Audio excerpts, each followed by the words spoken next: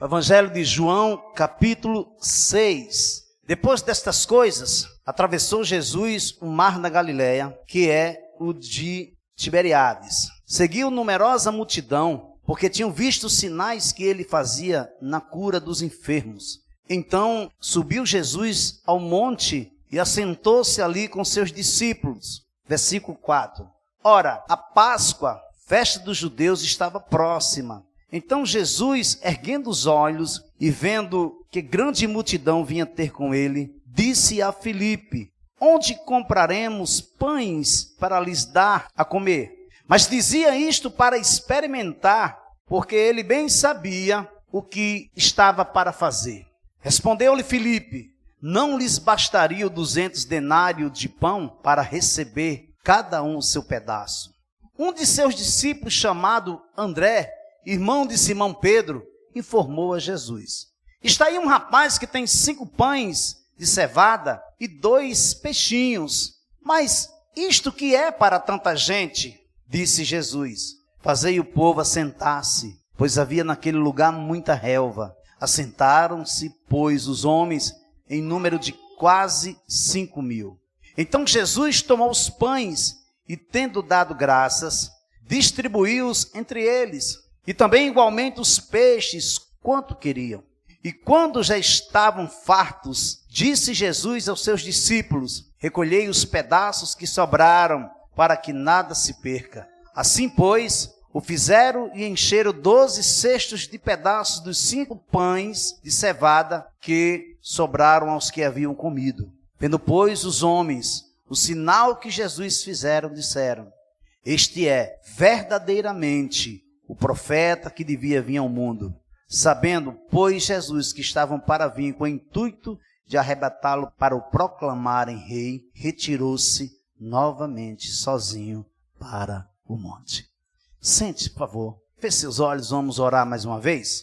Querido e eterno Deus, bispo e pastor de nossas almas, queremos te louvar, queremos te adorar na beleza da tua santidade, Senhor.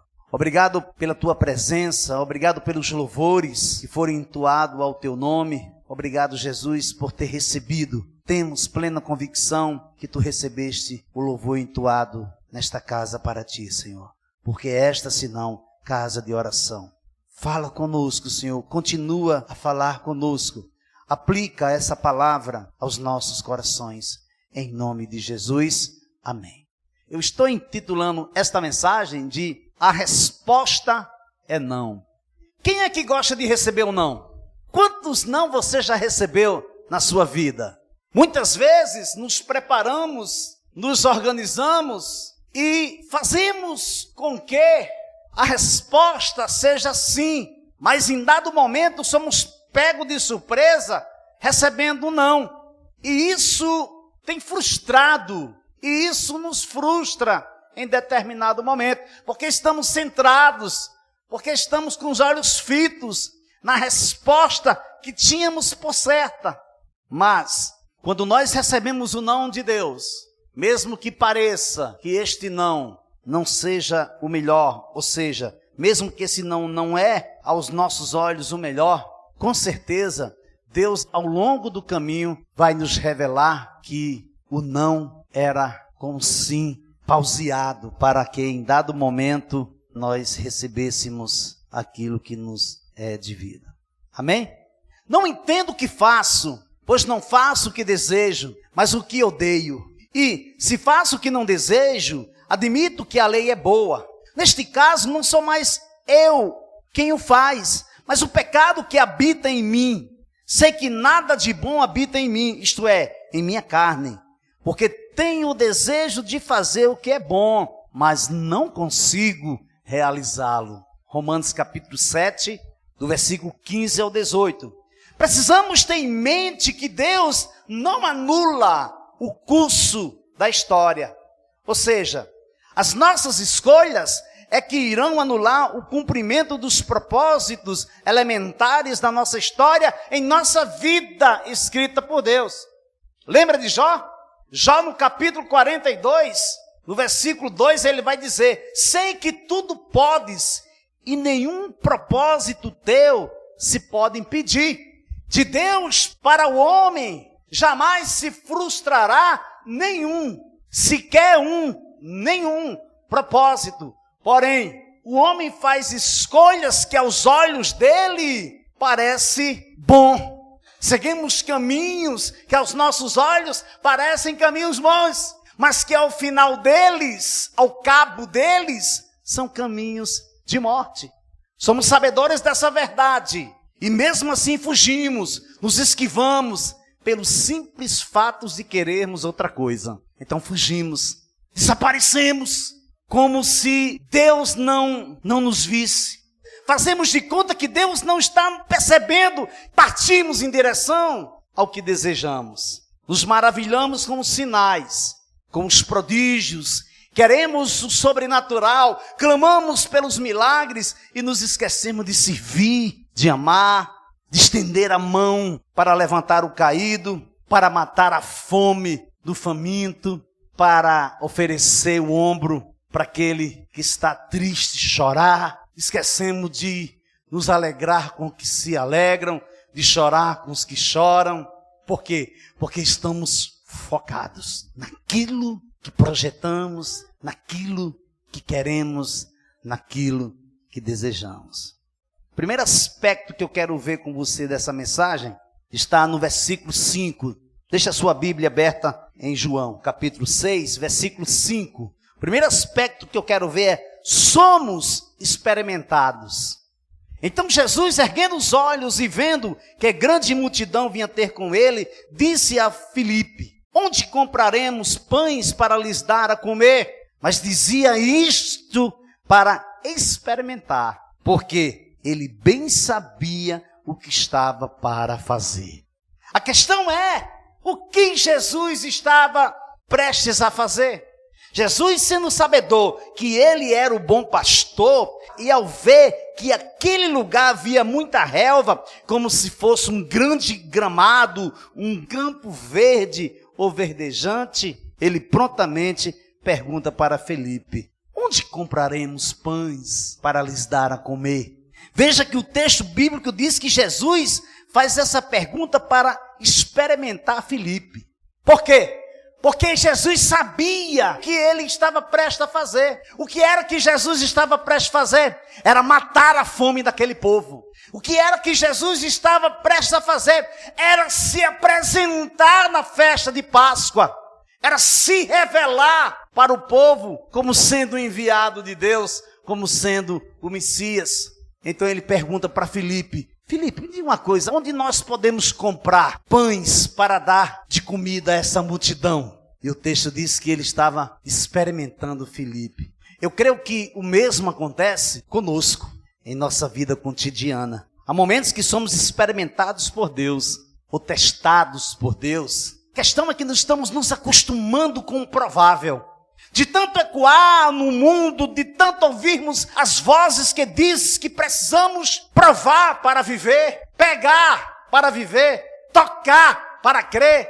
O improvável está se tornando inacessível, inatingível. E isso é perigoso demais para as nossas vidas. Porque de repente nos encontramos seguindo o curso desse mundo. De repente nos encontramos com as mesmas práticas que tínhamos antes. No tempo em que fomos resgatados por Cristo, por Jesus, e voltamos. Só que tem o seguinte: essas práticas que voltamos a fazer, hoje elas são disfarçadas, rotuladas com outros nomes. Só que sutilmente a igreja está sendo invadida por algo que não pertence a ela. Por algo que não foi para esse propósito, que não foi para esse fundamento que ela foi criada. Porque ela foi criada por um alto preço. Ela foi fundada, ela foi inaugurada por um alto preço. Ela foi inaugurada, ela foi edificada por sangue. Sangue puro, o sangue do Santo Cordeiro. O Cordeiro que tira o pecado do mundo.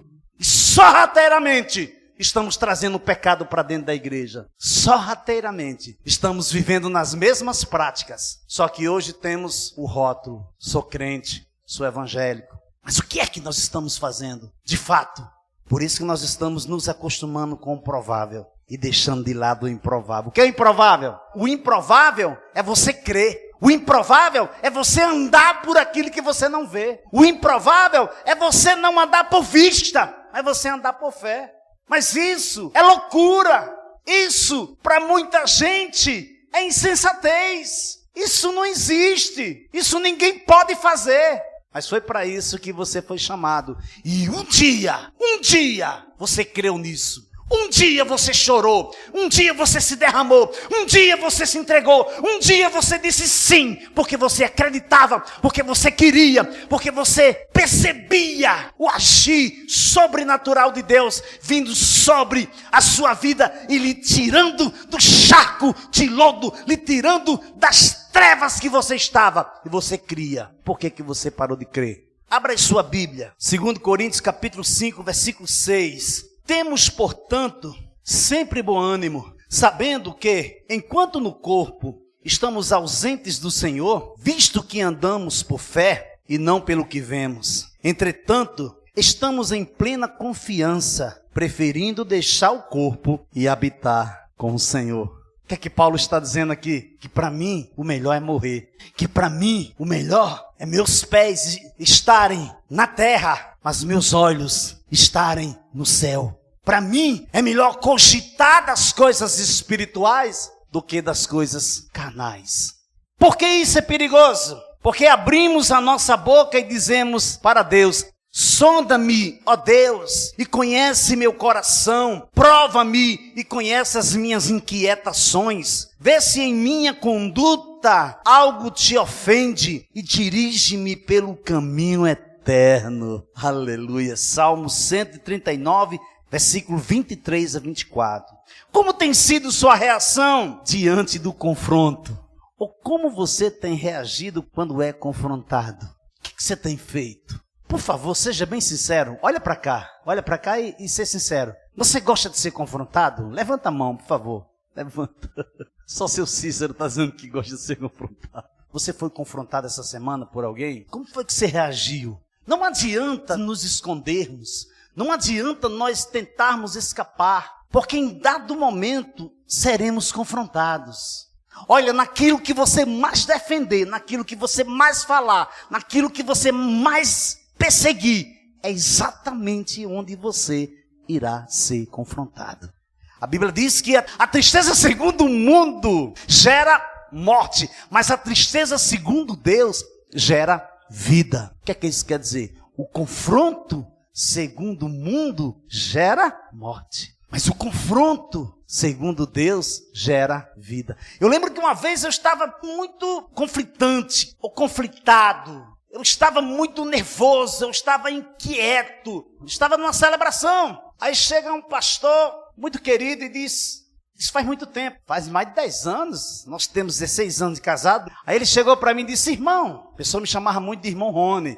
Irmão Rony, por que eu estou vendo que o irmão está inquieto, está perplexo? O que está acontecendo com você? Aí eu sinceramente, eu fiquei mais inquieto ainda, porque eu não entendi porque no meio daquela multidão ele me procurar e dizer isso para mim. Porque eu não estava, aparentemente eu estava sorrindo. Ele disse: olha, deixa eu falar uma coisa para você. Você está assim, não é demônio, não é Satanás perseguindo você, mas é o amor de Deus constrangendo você, querendo levar você para um nível de excelência, e você está resistindo. Meu Deus, meu Jesus. Mas foi exatamente aquilo que eu estava vivendo. Eu saí, Senhor, realmente, tu falou comigo. Me aquietei e fui fazer o que Deus estava mandando eu fazer. E não me arrependo. Eu não estaria aqui hoje se eu não tivesse feito, se nós não tivéssemos feito o que nós fizemos na época. Amém? Então, o seguinte, como é que essa questão de confronto de Deus, existem várias modalidades, de várias maneiras Deus nos constrange. Como isso é sério? Olha como funciona. Funciona mais ou menos assim, ó. Alguém bate na minha porta. Eu estou com a minha família sentado na mesa, orando pela comida que vamos almoçar. E de repente alguém chega aí e chama: pastor ou pastora. Eu me levanto, vou averiguar quem é. Quando chega o irmãozinho de outra igreja que eu conheço.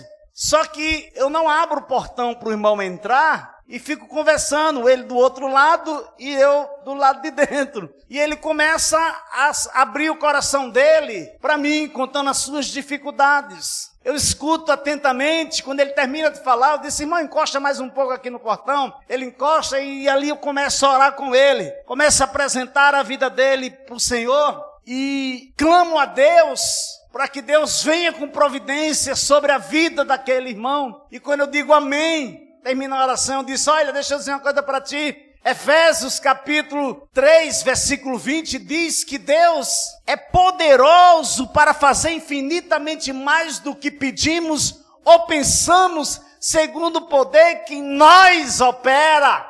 Vou continuar orando, intercedendo por você, para que Deus venha na sua direção com a provisão. Amém, irmão? Ele olha para mim meio triste e diz, amém, pastor, e vai embora. Fui aprovado, igreja? Fui ou não? Fui não, eu fui omisso. Sabe por que eu fui omisso? Porque a Bíblia diz que aquele que sabe o que tem que fazer e não faz, comete pecado.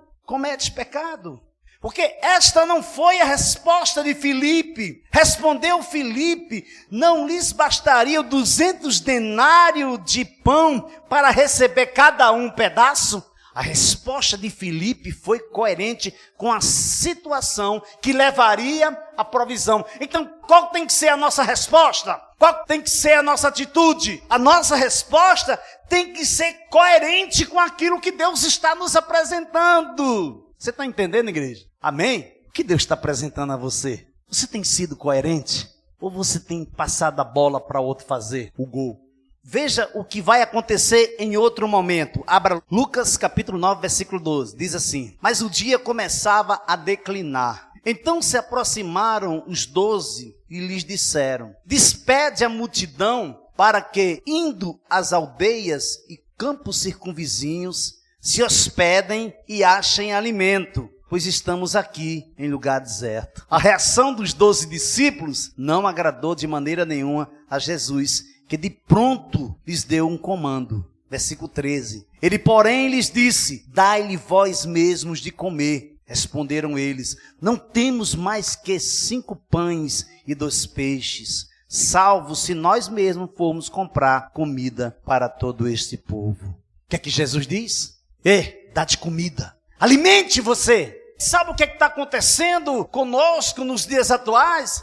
É porque nem mesmo nós estamos nos alimentando. Você não pode dar o que você não tem. Você não pode ser o que você não é. Você não pode agir se você não tem agido.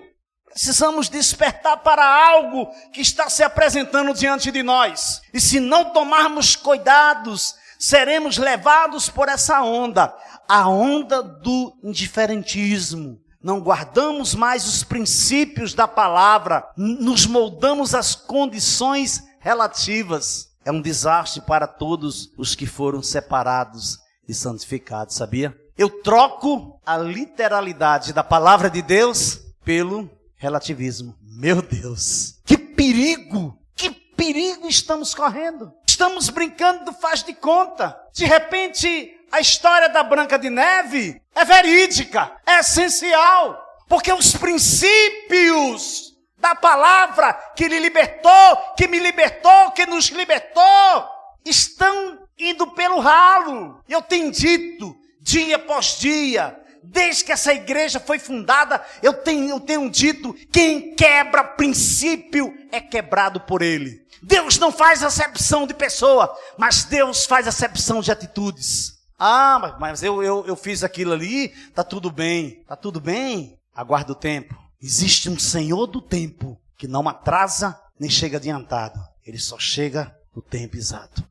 A responsabilidade aqui na igreja Caminho de Santidade é o pastor Ronaldo Bezerra e a pastora Bárbara Bezerra, conjuntamente com a liderança. Tem que alertar aos membros, tem que alertá-los. Tem que abrir os olhos dele. Olha para onde você está indo. Olha o que é que você está fazendo. A conta virá, amado. Não há como escapar. Ezequiel capítulo 44, versículo 23 diz, estes homens consagrados orientarão meu povo a distinguir entre o santo e o profano, e lhe ensinarão a discernir entre o que é puro e o que é impuro. Temos que alimentar os famintos, porém, temos que nos abster de comidas contaminadas. Mas sabe o que acontece? Em dado momento, vou orar, porque a Bíblia diz que eu orando, todo mal está anulado. Então pego como a comida contaminada.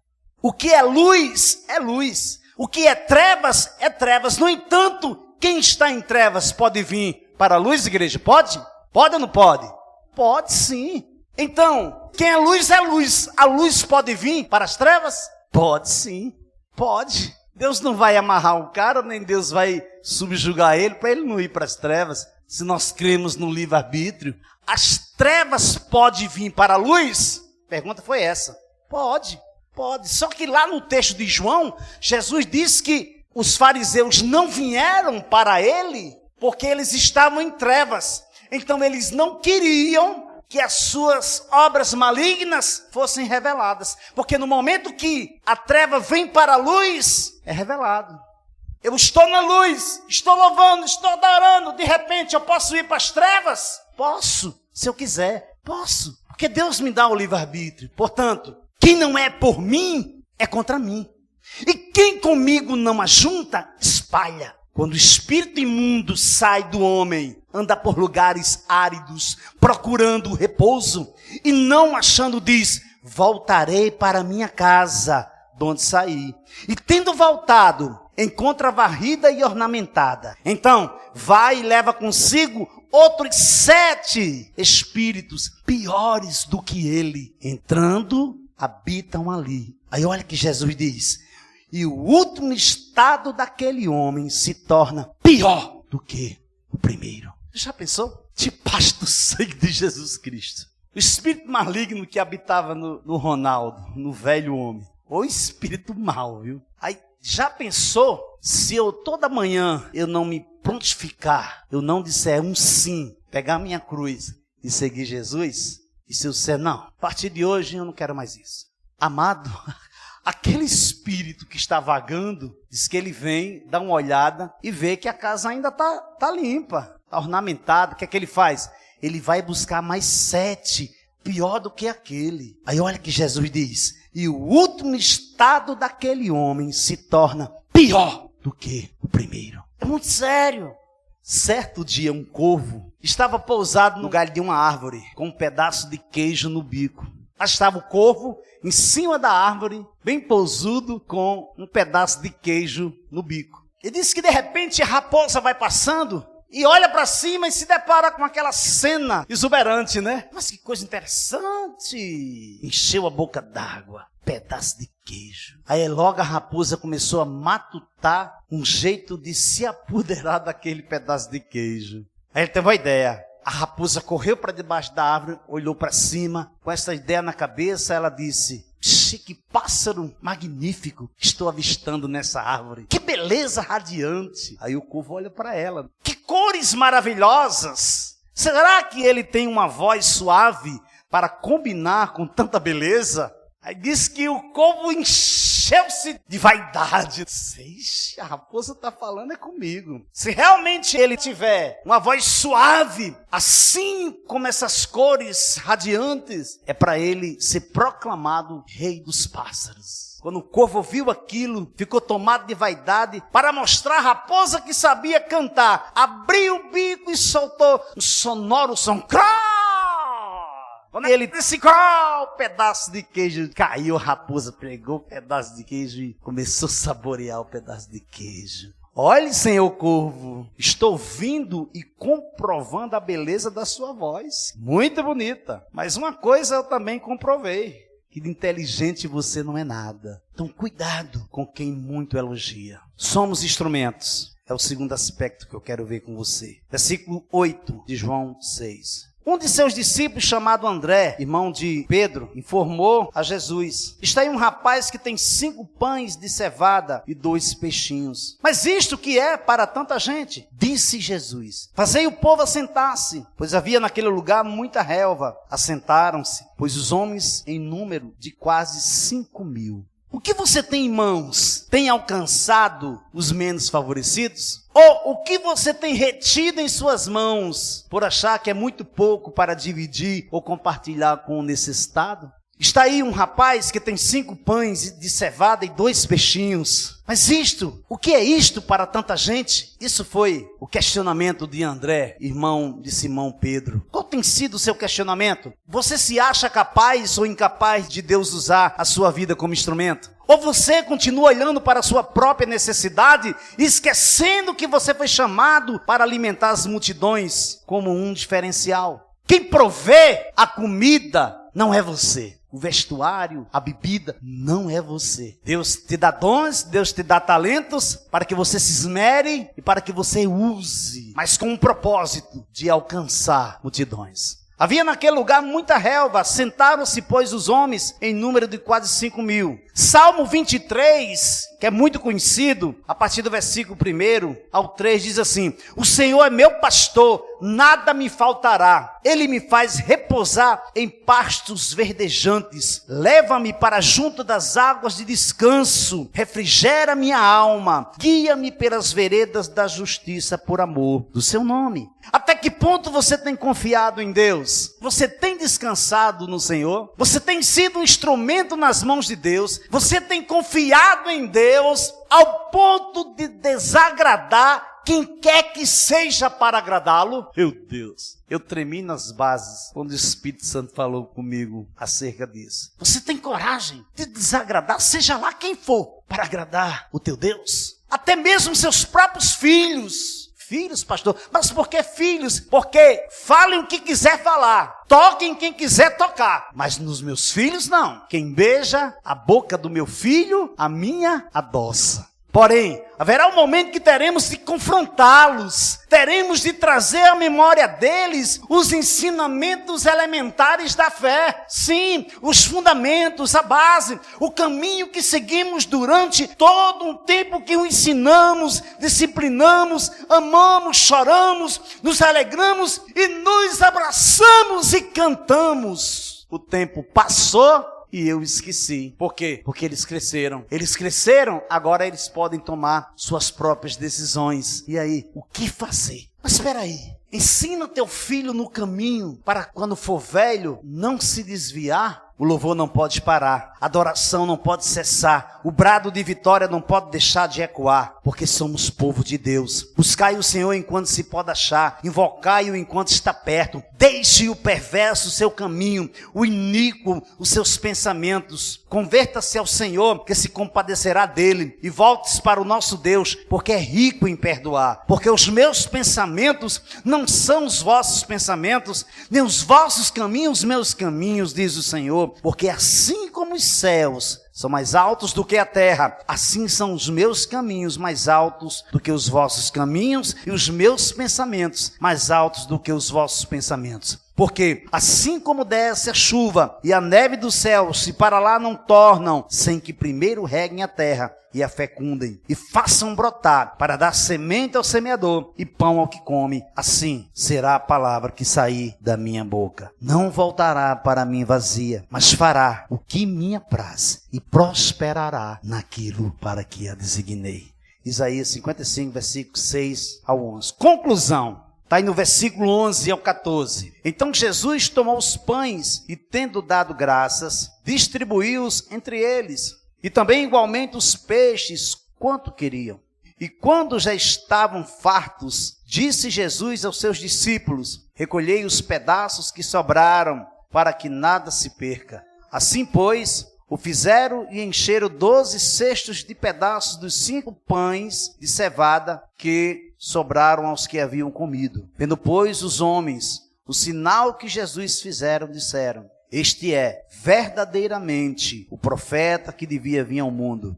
Jesus alimenta essa multidão para trazer um ensinamento. O intuito, o propósito de Jesus era trazer um ensinamento no coração dos seus discípulos e para nos encorajar, para encorajar você, para me encorajar, dizendo para nós que vale a pena servir, que vale a pena se negar e não fazer conchavo com iniquidade. O pecado nos assedia, precisamos ficar alertas para dizer não até as últimas consequências. O grande diferencial de um homem e de uma mulher de Deus é até que ponto a coragem lhe chega para ela dizer não, ou ele dizer não, no momento que é preciso dizer não. Temos que dizer não para o egocentrismo, não para a meia-verdade, não para o mal, não para o caminho incerto e errado. Precisamos dizer não para as obras malignas, precisamos dizer não para o diabo e sim para Deus. A resposta é não. Que você guarde essa palavra no seu coração. Que Deus possa aplicar essa palavra no seu coração, na sua vida. E que você possa sair daqui com a certeza que se você não tem conseguido dizer não, está na hora de você dizer não. Não, eu não quero viver isso. Não, isso não é para a nossa vida. Não, isso não é para a nossa família. Isso a partir de hoje vai mudar. Não faça conchavo. Não existe união de trevas com luz. Não existe conchavo do santo com profano. Deus é santo. E Ele nos garante que sem santidade ninguém verá a Deus. Amém? Você pode aplaudir o Senhor Jesus? Oh, aleluia!